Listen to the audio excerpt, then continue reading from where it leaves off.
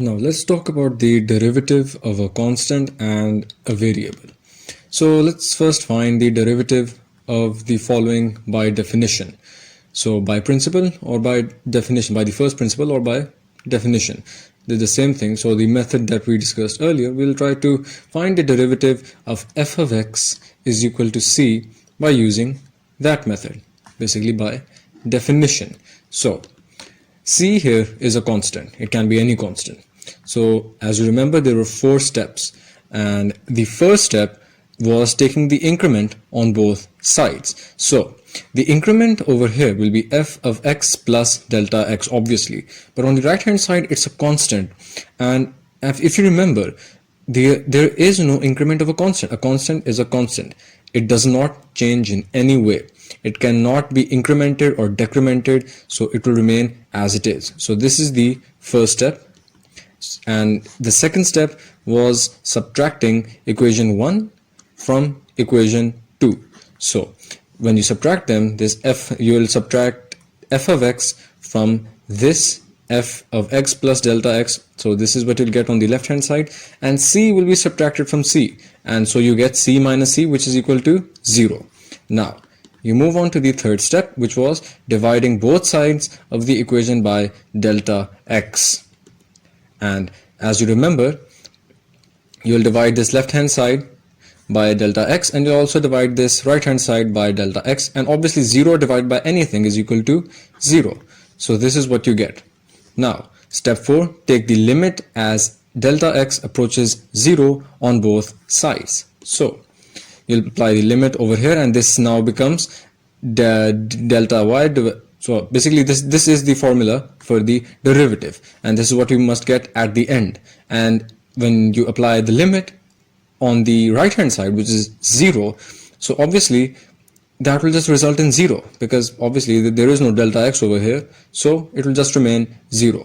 And so this is the answer. Hence f prime of x, or the derivative of f of x, is equal to 0. That is dc by dx is equal to 0.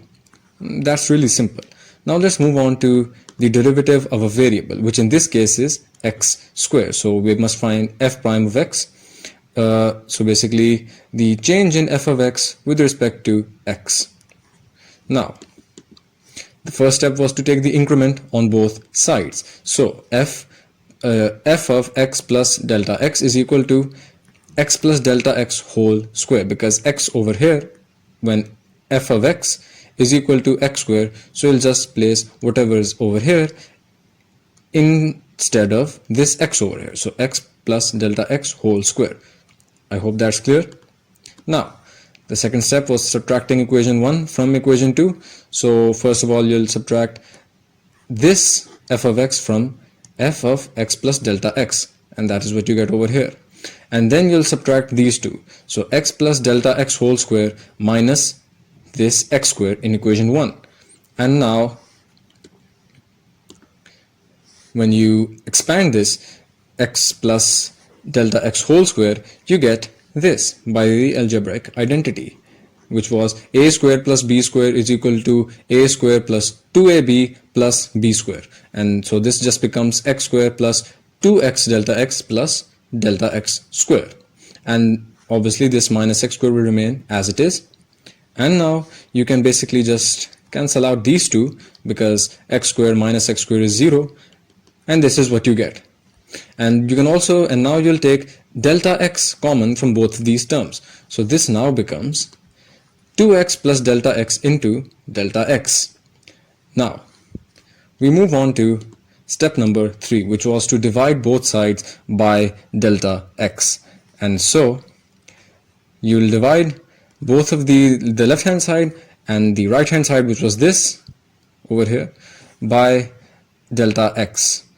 And now, as you remember, this was being multiplied with this delta x over here will be cancelled out with the delta x in the denominator. And now in step 4, you take the limit as delta x approaches 0 on both sides, and this will remain, this will just become f prime of x. And when you apply the limit as delta x approaches 0, this delta x will become 0.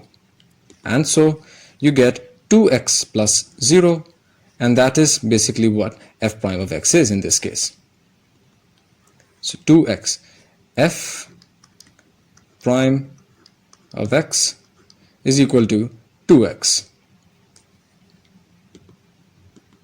Now let's just discuss notations. So there are different ways of representing a derivative. So the Leibniz is the name of the mathematician that gave this notation to derivatives. So the derivative of y with respect to x will be dy by dx, or the derivative of f with respect to x will be df by dx. And Newton gave this notation f dot of x. Lagrange gave this notation f prime of x, and Cauchy gave this df of x. They all have the same meaning, which is the derivative of a function with respect to the independent variable. And that's it really.